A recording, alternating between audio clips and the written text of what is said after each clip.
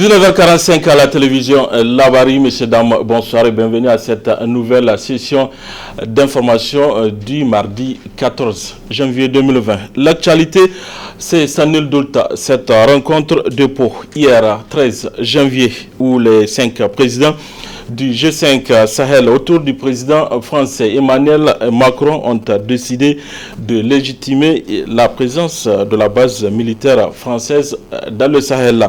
Une déclaration a sanctionné cette rencontre qui a suscité diverses réactions, dont celle de Noufou Arzika, acteur de la société civile. Je vous propose de suivre un extrait avant de le retrouver en partie magazine. Il ne peut pas nous traiter d'indignes.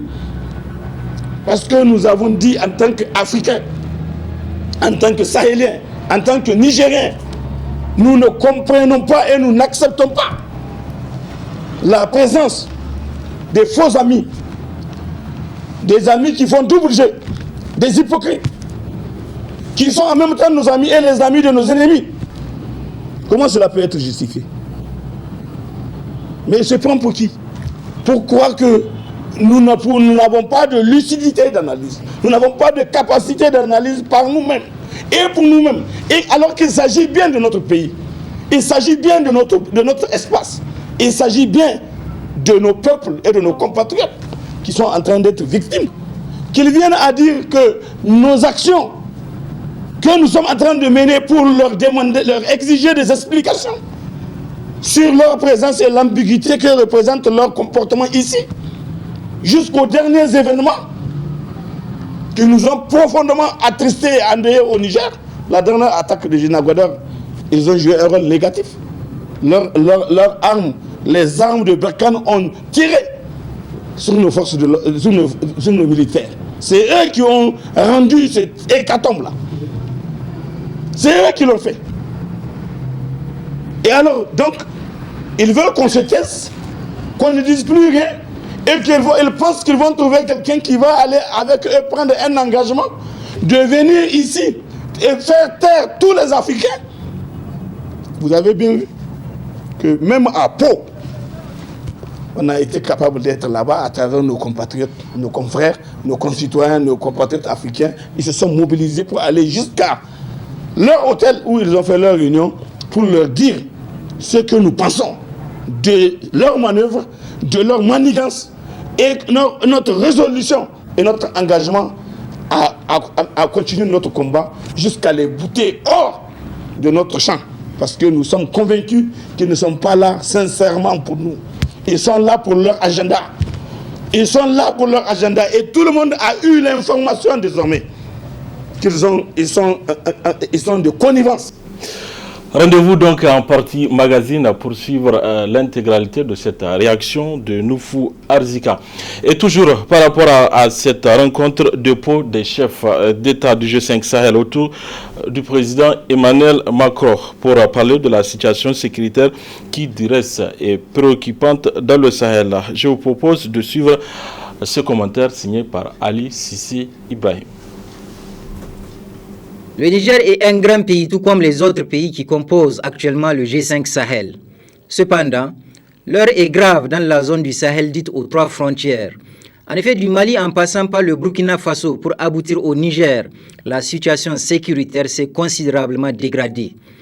Des pays qui auparavant vivaient dans la paix et l'harmonie se sont retrouvés du jour au lendemain plongés dans une guerre asymétrique contre des terroristes guidés par des motivations obscures. Et le drame est actuellement dans les populations du Sahel. Au gré des mois, un décompte macabre s'est imposé à ces pays aux 3 frontières. Particulièrement le Niger qui, d'Inates en passant par Sanam pour arriver à Chinagoder, a perdu énormément de militaires dont la plupart dans la fleur de l'âge. Une situation douloureuse qui pousse à se demander pourquoi nos militaires sont régulièrement et facilement massacrés lors des attaques terroristes. Pour notre part, nous le disons haut et fort, nous aimons et tout Nigérien patriote a le devoir d'aimer et soutenir notre force armée nationale. Néanmoins, il ne faut pas se voiler la face. La situation sécuritaire dans notre pays est catastrophique. Une conjoncture grave qui a poussé le président Issouf Mahamadou à changer de chef d'état-major des armées tout en gardant malheureusement le ministre Katambe à son poste de ministre de la Défense pour ensuite se rendre à Pau, en France. Parlons justement de Pau. Les 5 chefs d'État du G5 Sahel sont partis à Pau pour prendre le pot de la honte. Dans une posture impériale, le président Emmanuel Macron, au cours d'une conférence de presse, a réussi à avoir la clarification qui permet aux troupes françaises de continuer leur aventure au Sahel, avec à la clé 220 autres militaires français qui viendront grossir Barkhane. Mais pendant ce temps, quelle image ces 5 chefs d'État africains projettent-ils à la face du monde? Eh bien, il ne faut pas tourner en rond. Ces chefs d'État donnent l'image de dirigeants incapables d'assurer la sécurité de leur population sans quémander l'assistance des Occidentaux, particulièrement la France. Nous sommes convaincus que les pays du G5 Sahel peuvent à eux seuls, sans la France, venir à bout de l'obscur terrorisme dans le Sahel. Le président Macron a ajouté 220 militaires à Barkhane. Ce qui est sûr, il suffit que les 5 chefs d'État qui étaient autour de lui demandent à la jeunesse de leurs pays respectifs de se mobiliser dans l'armée pour voir des milliers et des milliers de jeunes s'engager sans hésitation. Plus encore, le président Macron doit se débarrasser de la confusion qui trottine dans sa tête. Les Sahéliens qui souffrent du terrorisme ne sont pas anti-français, mais la majorité de la population sahélienne, à l'exemple de celle du Niger, est contre l'installation et la pérennisation de leurs militaires dans nos espaces. L'adage est clair, compte sur toi-même et le ciel t'aidera. Et un autre dit qu'il n'est jamais trop tard pour bien faire. Aussi, au nom de la dignité, les 5 chefs du G5 Sahel ont le devoir de se ressaisir au plus vite afin de jouer véritablement leur rôle de responsable, car le peuple observe, endure, mais le tribunal de l'histoire est impitoyable. Les citoyens nigériens ont également réagi par rapport à cette rencontre de Pau. On les écoute. Les Nigériens ont attendu à ce que hier le président de la République ou l'ensemble des présidents, n'est-ce pas, de ces différents pays puissent dire qu'ils sont, n'est-ce pas, fatigués de cette politique et qu'ils décident d'une manière véridique de dire qu'ils sont contre cette pratique. Et j'ai entendu qu'on a décidé d'ajouter 220 militaires sur les 4500 qui existent. Mais je pense que les 220 militaires ne peuvent pas résoudre les problèmes que les 4500 militaires n'ont pas eu la possibilité de faire si on fait les interventions d'une manière honnête et véridique. La rencontre là, c'est même une moquerie à l'égard du peuple nigérien. Ce qu'Issoufou a fait, je connaissais, c'est notre premier dirigeant, c'est le père de la nation. Mais il ne devrait pas y répondre à cet appel, du moment où le pays est en deuil. Donc ce n'est pas un respect à l'égard de son peuple. Deuxième aspect, j'aimerais assez qu'Issoufou et la majorité en question, parce que ce sont eux seulement qui croient que le pays leur appartient, qu'ils comprennent que le pays, nous sommes tous les héritiers de ce pays. Nous ne devrions pas laisser le pays qu'on a hérité de nos parents laisser à un certain Macron pour ses intérêts de venir piller le pays. La solution de ce terrorisme, de ces bandits, c'est les Français. C'est les Français.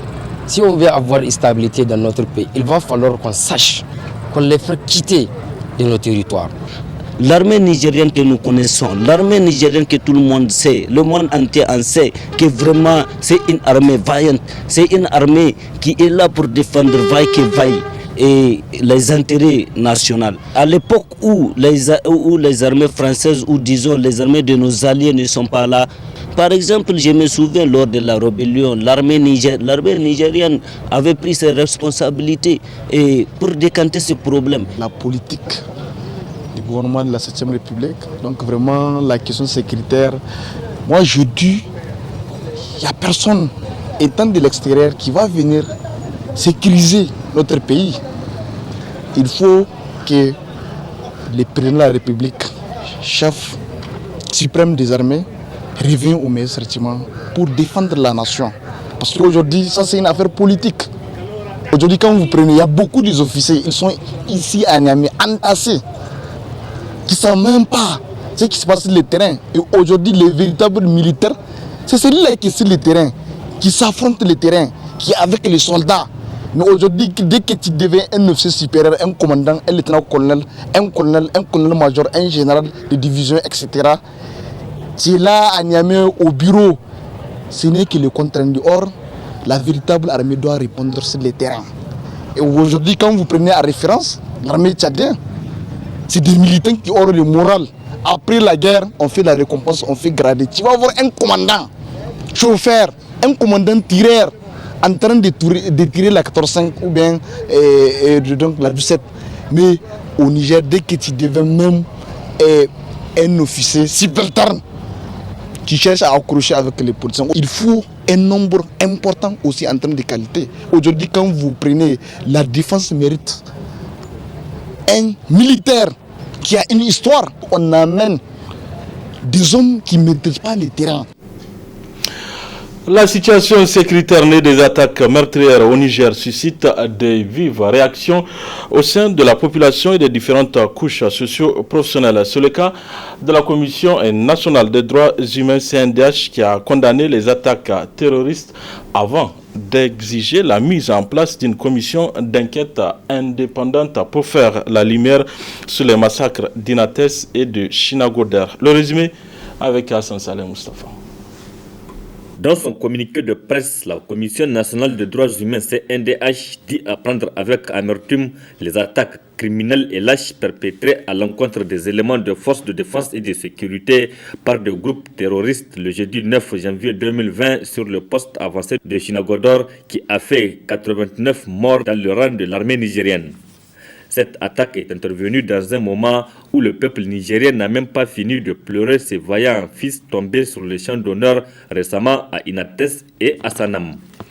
Face à cette situation, la CNDH affiche toute son indignation en condamnant avec la plus grande fermeté ces attaques barbares menées par des criminels sans foi ni loi, précise cette commission qui a apporté son soutien indéfectible aux vaillantes forces de défense et de sécurité engagées sur le front de la lutte contre le terrorisme sous toutes ses formes. La CNDH, qui présente ses condoléances aux familles des victimes, appelle la population à plus de collaboration avec les forces de défense et de sécurité.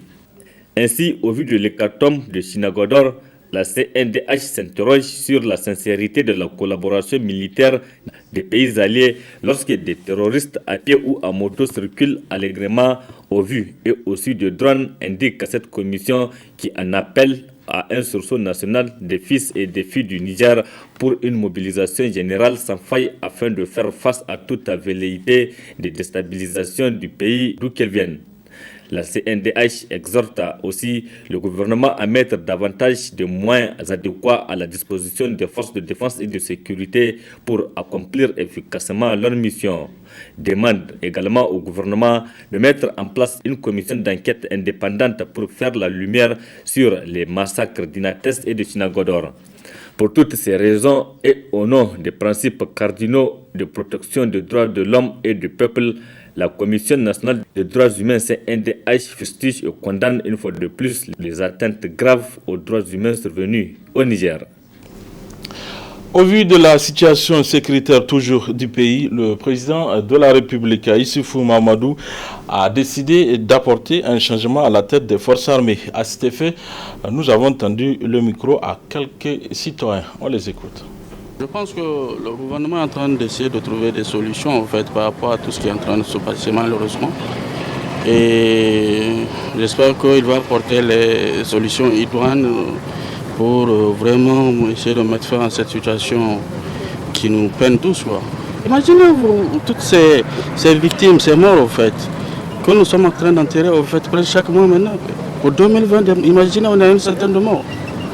Donc vraiment, il faut que le gouvernement prenne ses responsabilités. Et je pense qu'en nommant en fait ce monsieur en fait à la tête de l'état-major, donc je pense qu'il a fait une très bonne chose. Et on attend de lui qu'il apporte vraiment de bonnes solutions. C'est une bonne chose. Il nous faut un changement. En vrai, il nous faut un changement. Parce qu'on a beaucoup souffert. En tant que citoyen vivant ici, moi tout ce que je fais c'est prier et souhaiter que Allah change ce pays. Parce que ce n'est pas nous qui allons le changer, on ne peut pas puisque nous-mêmes on n'est pas prêts à changer. Et tant que nous-mêmes on ne compte pas changer, bon, le chef d'état-major a été changé en position critique, parce que là ça ne va pas. Mais si le président a pris la décision de le changer, il a ses raisons que nous ignorons. Et personnellement, je ne pense pas pouvoir le juger, je n'ai pas ce droit. Mais j'espère que par la grâce de Dieu, il fera un meilleur choix. Il faudrait que l'État crée toutes les conditions pour mettre ces gens dans les conditions. Ce n'est pas le fait de changer qui est important. Il faut les doter des moyens efficaces pour qu'ils puissent affronter les ennemis. Par rapport à ça, vraiment, je dirais vraiment c'est une bonne chose, mais il faudrait qu'ils soient appuyés. Je ne vois aucune importance de ces bases militaires installées dans notre pays. C'est des bases qui ne valent rien. Il faudrait que nous créions toutes les conditions, que nous prenions en charge notre sécurité. Pour qu'il y ait un état positif, il faudrait que ces derniers-là soient dotés de moyens conséquents. Il faut qu'on fasse vraiment une enquête même. Il faudrait que l'Assemblée qui est notre représentation exige au gouvernement pour qu'il y ait une enquête parlementaire. C'est cette attaque. Il est temps qu'on change de mentalité. Parce que, vu ce qui se passe, je peux dire que tout le monde a compris le système. Donc, je peux dire que nos dirigeants, je ne parle pas uniquement du Niger, toute l'Afrique. Ils ont vendu l'Afrique. C'est comme si l'Afrique est sous un complot international. Donc, il est temps de changer de mentalité. C'est à nous de construire l'Afrique. Donc, nous, les jeunes, ce qu'ils ont fait, changer quelqu'un, mettre des gens à leur place, ou bien ça c'est entre eux. C'est à eux de comprendre, c'est à eux qui savent pourquoi ils font ça.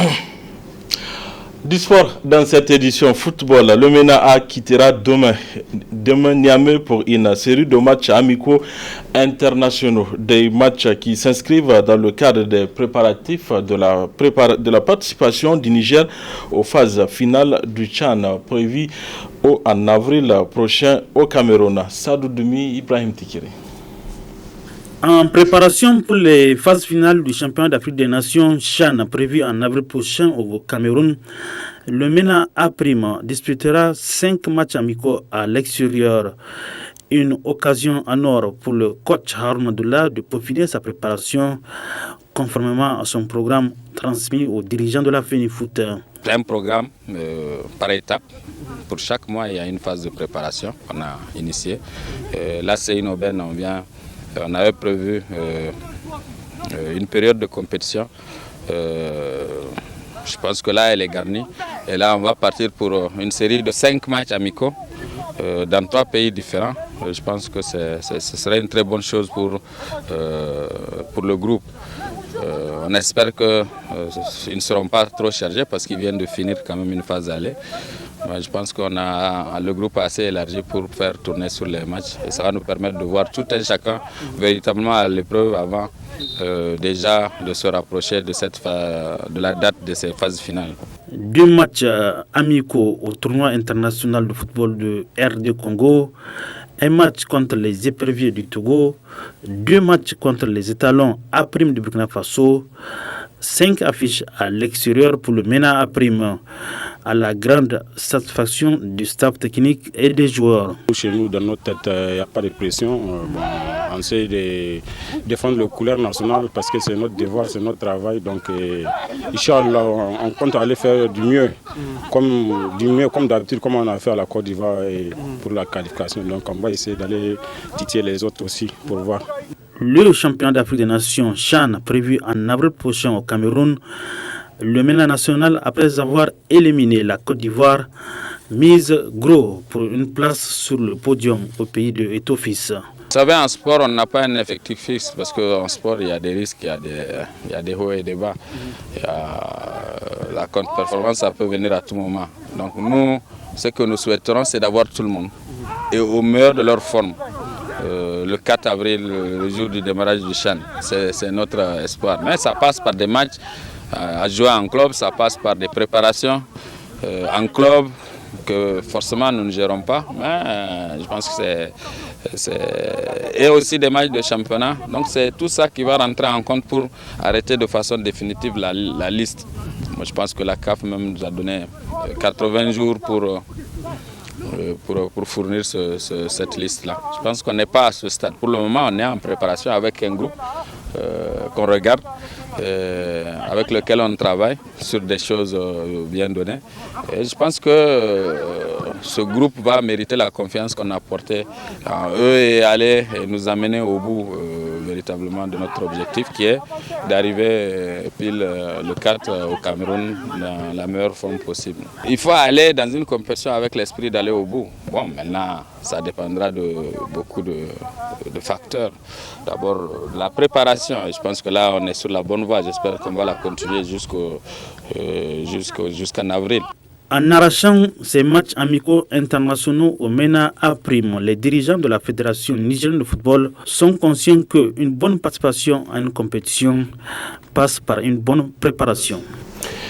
Comme annoncé en début de cette édition, je vous propose de suivre l'intégralité de la réaction de Noufou Arzika par rapport à la rencontre de Pau. Très bonne réception à vous. Nous avons suivi avec une profonde stupéfaction et une profonde indignation les propos tenus par le président français qui, n'ayant pas de réponse véritable, sérieuse, sincère, honnête, franche aux questions qui lui ont été posées par les journalistes qui sont à féliciter, qui ont soulevé l'ambiguïté de la présence de Barkhane dans notre espace et l'attitude de la France, son pays, dans le cadre de la gestion des problèmes d'insécurité que nous vivons actuellement dans notre espace. N'ayant pas de réponse, je dis bien franche, il se permet de croire qu'il peut oser nous traiter ou traiter nos interventions ou nos actions d'indignes. Parce que nous sommes en train de lui demander des explications sur les raisons de leur présence chez nous. Il dit que c'est nous qui avons sollicité qu'il soit là. Il n'a qu'à se rappeler, même pour l'opération Serval, dans quelles conditions il y a eu la manipulation savante qui a rendu possible leur action de l'opération Serval qui a commencé à opérer le 11 janvier 2013 au Mali et qui s'est venu s'imposer à nous, ici au Niger, lorsqu'ils ont décidé de désigner le Niger comme un pays qui doit leur servir de base logistique pour qu'à partir de notre aéroport national, qu'ils puissent organiser leur intervention sur le Mali. Il n'a qu'à, s'il ne sait pas, se rappeler ou demander à son prédécesseur Hollande comment c'est arrivé et qu'est-ce qu'ils ont effectivement eu comme demande du Niger pour qu'ils viennent s'établir au Niger et utiliser le Niger comme base logistique pour intervenir au Mali dans le cadre de la fameuse opération Serval. C'est important qu'il se rappelle de ça. S'il ne sait pas, on peut lui rappeler. Tout le monde sait. La lettre même que le président par intérim, Diakonda Traoré, a été amené à signer, a été pratiquement organisée et préparée avec la complicité de l'ambassadeur de France au Mali. Et ça a été su et révélé. Et même lorsqu'ils ont fait la lettre et qu'il y avait quelque chose qui semble être mal, qui sonne mal par rapport à la lecture éventuelle des gens historiquement parlant, ils ont fait reprendre la lettre à partir de Paris pour finalement amener la version qui correspond à leur lecture et lui demander de signer comme ça a été le cas de tous les accords et post-coloniaux qu'on a demandé à nos dirigeants des années 60 de signer comme accord. Comment on peut parler de sérieux de la part de Macron lorsque, ignorant toutes ces réalités, c'est vrai, c'est un gamin, il ignore ces réalités, il n'a pas une suffisante connaissance de l'histoire. Et il va jusqu'à dire que c'est nous qui avons exprimé la demande. Et c'est pour ça qu'ils sont là. Et que lui, pour critiquer nos positions par rapport à leur ambiguïté, dans leur présence ici, il dit qu'il est là, il sait les gens qui sont venus mourir pour le Mali. Et il parle donc des Français qui sont morts et par incompétence. Parce que ils ont dit, eux, que c'est une collision entre eux. Donc ça veut dire que c'est un problème technique qui ne rentre pas dans le cadre de la défense. C'est vrai que c'est en territoire malien que c'est intervenu, mais en fait, c'est une faute technique. Comment c'est arrivé que ça puisse être comme ça? Il oublie ça. Et il veut les 13 personnes là, on veut les mettre encore sur le dos de l'Afrique et sur le dos du Mali ou du Niger. Non, monsieur. Et en parlant aussi, il ignore qu'il parle aux Africains que nous sommes, qu'il parle aux Maliens et aux Nigériens, et aux Burkinabés, et aux Mauritaniens, aux Tchadiens, qui ont tous été mobilisés comme un seul homme pour aller libérer la France occupée. Les Africains sont morts par milliers, on ne sait pas combien de millions de Nigériens, des Africains sont morts pour défendre la France qui était occupée par l'Allemagne. Il ne connaît pas cette histoire. Pour qu'ils viennent nous dire que non, il y a eu 13 personnes qui sont venues mourir ici en Afrique et par incompétence à leur niveau, ils ont eu ce qu'ils ont eu, comme ils ont dit eux-mêmes. C'est-à-dire même à la limite, c'est un acte provoqué. Il fallait bien qu'ils puissent provoquer ça pour trouver des raisons de vouloir calmer son opinion publique sur place par rapport à la situation. Ça aussi, on le connaît, le rôle joué par leur structure, la DGSE. On le sait, qu'ils sont capables de toutes les formes de manipulation pour être dans la position de pouvoir s'attirer la sympathie de leur opinion. Mais les gens, ils sont lucides. Les gens voient clair, les gens n'ont pas de déformation psychologique. Les gens n'ont pas de traumatisme psychologique comme certains peuvent être en train de le vivre. Et il n'y a qu'à voir simplement leur mode de vie et leur environnement moral et leur environnement mental. Donc il ne peut pas nous traiter d'indignes. Parce que nous avons dit en tant qu'Africains, en tant que Sahéliens, en tant que Nigériens, nous ne comprenons pas et nous n'acceptons pas la présence des faux amis, des amis qui font double jeu, des hypocrites, qui sont en même temps nos amis et les amis de nos ennemis. Comment cela peut être justifié? Mais il se prend pour qui? Pour croire que nous n'avons pas de lucidité d'analyse. Nous n'avons pas de capacité d'analyse par nous-mêmes et pour nous-mêmes. Et alors qu'il s'agit bien de notre pays. Il s'agit bien de notre espace. Il s'agit bien de nos peuples et de nos compatriotes qui sont en train d'être victimes. Vous avez bien entendu le président burkinabé. Il a dit que l'alliance que nous cherchons à faire, ce n'est pas une alliance juste de formalité. C'est une alliance de résultats, une alliance de victoire, une alliance qui nous permet d'éradiquer tous ceux qui sont à la base de ces malheurs-là qui nous abattent, qui s'abattent sur nous dans nos différents pays, et que cette alliance-là, elle doit s'élargir, s'ouvrir et aller vers toutes les directions pour que nous soyons capables de constituer une large coalition capable de nous permettre de faire face à ce terrorisme impénitent, provoqué, manipulé ou organisé. On le sait désormais. Lorsqu'on a entendu M. Macron parler, il considère que nous, acteurs de la société civile, nous, citoyens de nos différents pays, qui sommes en train de revendiquer la souveraineté, le respect de notre souveraineté et notre indépendance, nous qui sommes en train de le faire, il considère qu'on ne peut pas le faire par nous-mêmes et par rapport à nos convictions, que ça ne peut être que le produit d'une manipulation et d'intérêts qui concernent d'autres personnes. qui concerne d'autres pays. Ça, c'est dans leur tête. Ça traduit très bien qu'en ce qui les concerne, ils sont dans ce jeu-là.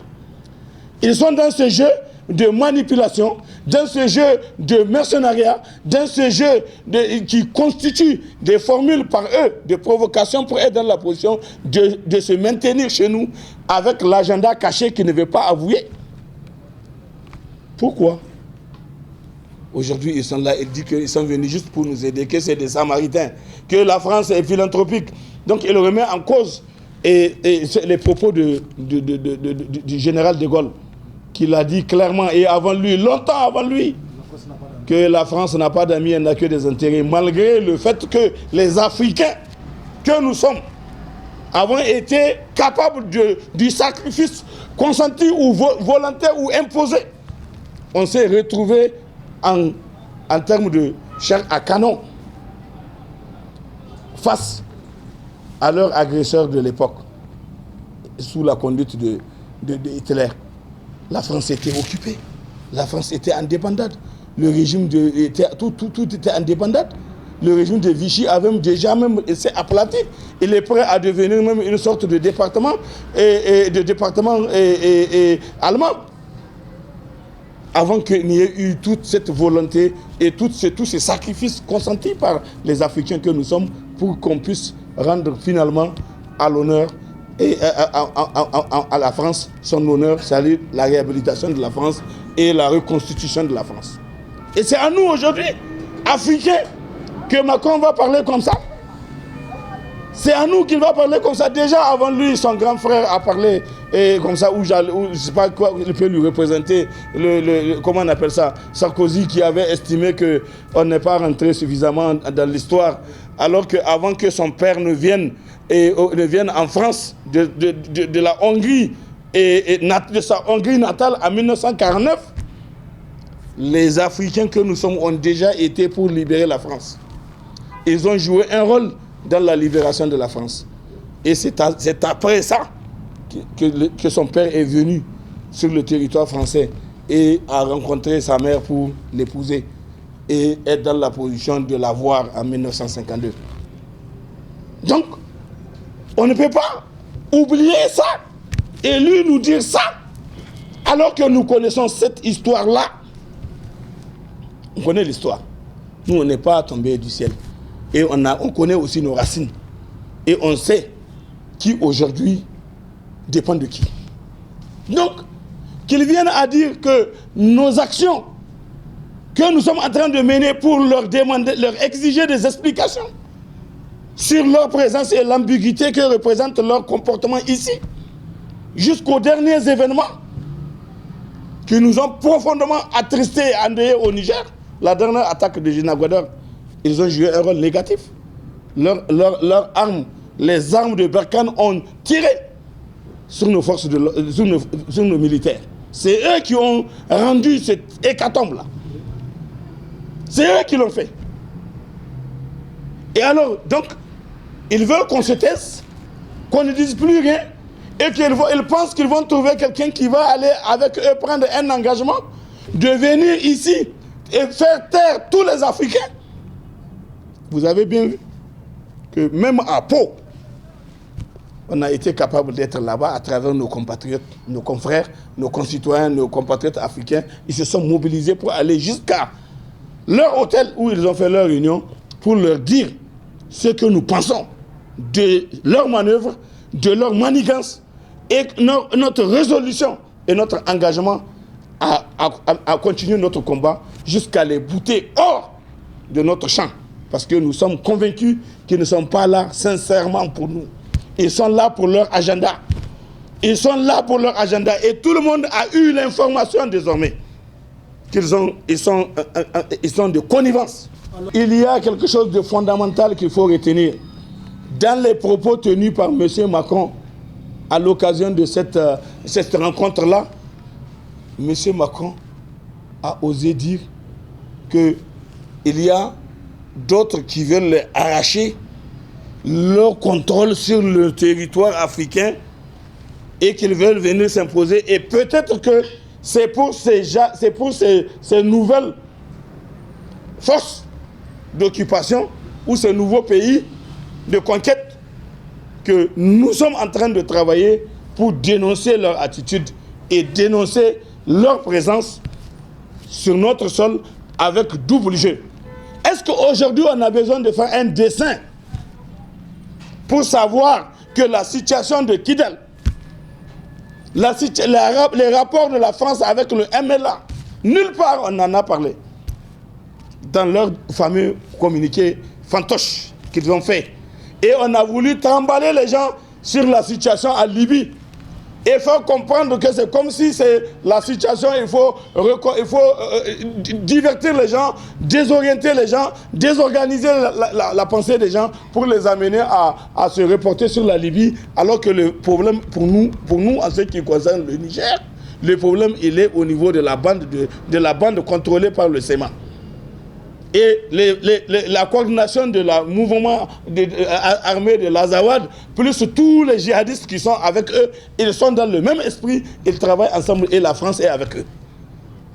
Et ce sont ces gens-là, de cette partie de ce territoire, aujourd'hui occupé par les insurgés maliens, avec la bénédiction de la France, que les gens là viennent faire des incursions chez nous au Niger, à Inates, puis ensuite dans les autres régions du pays et tout dernièrement à Chinagwada. Et avec même le risque qu'ils continuent à vouloir s'en prendre à tout ce que nous avons comme poste avancé que nous avons pu mettre le long de notre frontière avec le Mali. Et qu'on dise aujourd'hui les éléments étant là évidents, qui doivent normalement interpeller chaque citoyen, et chaque citoyen nigérien d'abord, et ensuite tous les citoyens. Même cette lecture-là, on dit les pays de 3 frontières, on veut nous désorienter. On veut nous désorienter avec leur expression inventée par RFI qui parle des pays de 3 frontières, la zone de 3 frontières, et on veut comprendre que c'est comme si le problème est là entre la jonction, la zone de l'Iptako. La zone de l'Iptako, ça dit qu'il y a la jonction entre le Burkina, le Mali et le Niger. Cette zone-là, donc tous les restes, on n'en parle pas. Ça dit ce qui peut se passer en haut où on peut venir s'attaquer de l'autre côté, on n'en parle pas. Mais c'est de quoi on va parler. On vient nous dire qu'il y a un GIGS ou IGS, je ne sais pas, et on dit que c'est l'État islamique du Grand Sahara qu'on est en train de vouloir construire, et c'est eux qui sont leurs amis. Ces gens-là, qui leur donnent des armes, qui les a fournis en armement. Et je rappelle pour votre bon souvenir géographique que le Mali n'a pas de frontière avec la Libye. Vous vous rendez compte? Le Mali n'a pas de frontière avec la Libye. Le Mali n'a de frontière qu'avec l'Algérie et le Niger, entre eux et la Libye. Donc arrêtons de mentir. Parce que tout le monde sait qu'il n'y a aucun Libyen qui traverse l'Algérie pour venir au Mali et faire ce qui est en train de se passer.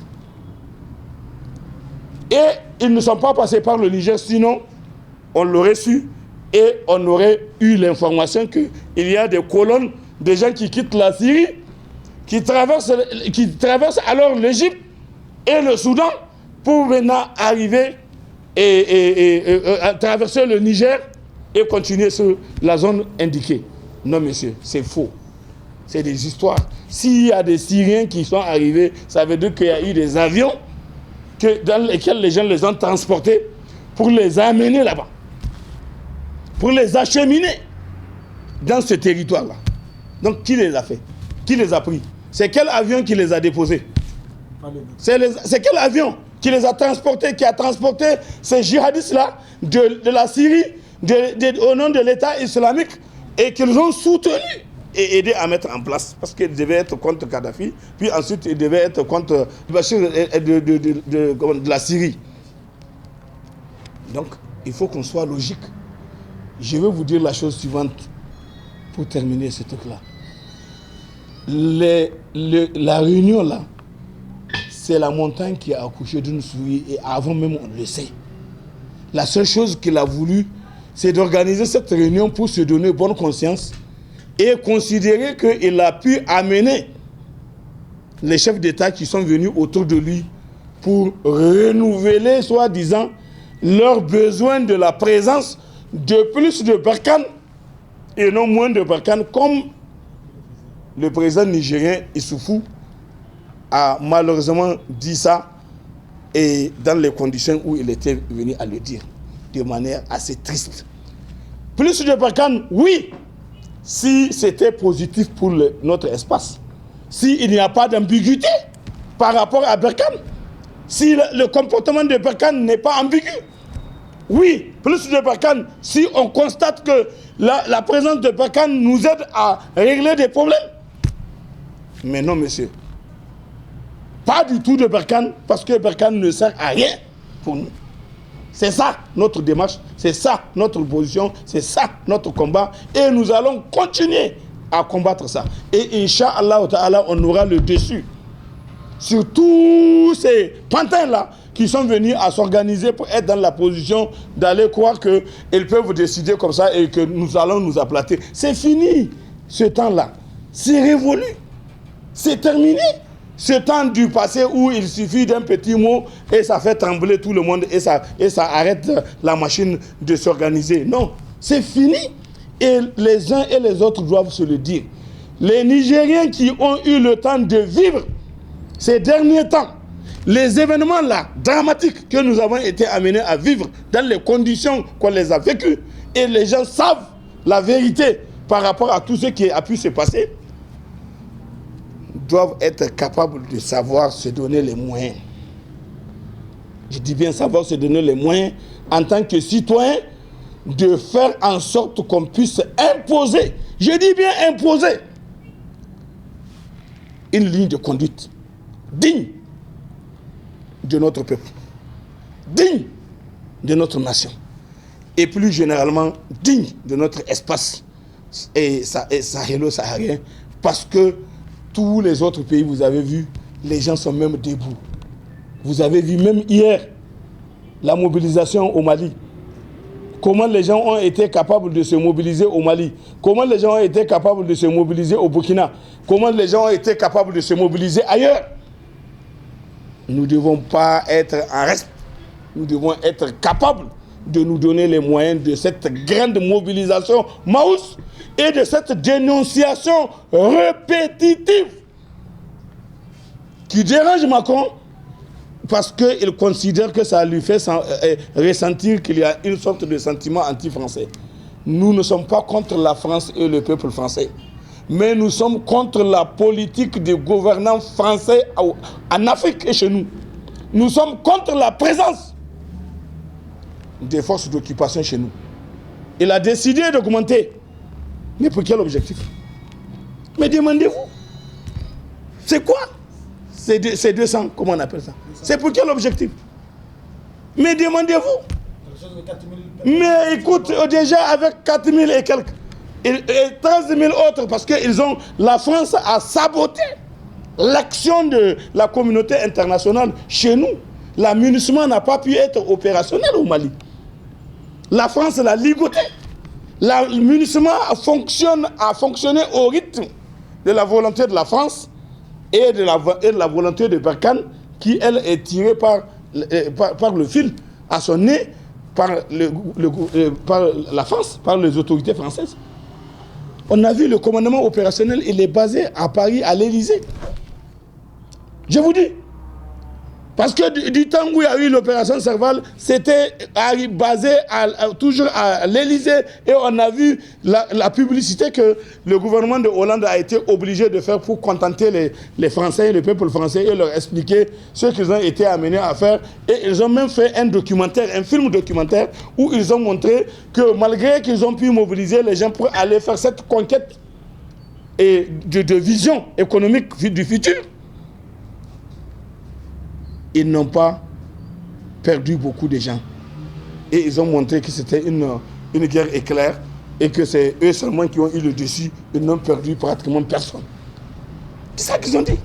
Et ils ont fait le document. Et là, tout le monde, tous ceux qui ont été amenés à le suivre entre 2015 et 2016, ils ont vu le document. Il est là.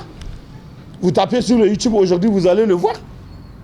Ce document-là qu'ils ont été amenés à faire pour faire leur publicité mensongère et faire croire qu'aujourd'hui, voilà ce qu'ils ont. Donc la réalité est claire. Personne ne doit se tromper. La France n'est pas là par philanthropie parce qu'elle nous aime. Elle nous aime pourquoi? Par rapport à quoi? Non, la France est là parce qu'elle est en train de ménager ses arrières. Par rapport aux richesses que nous avons, ils sont là aujourd'hui, ils veulent s'établir et mieux travailler, comme ils disent, à empêcher à ceux qu'il y ait d'autres convoitises. Voilà ce qu'il faut retenir de ce que nous avons été amenés à vivre. Et la lutte continue. La lutte va continuer. La lutte doit continuer. Et nous devons continuer à dénoncer Macron et toute sa macronie qu'il fait avec les autres.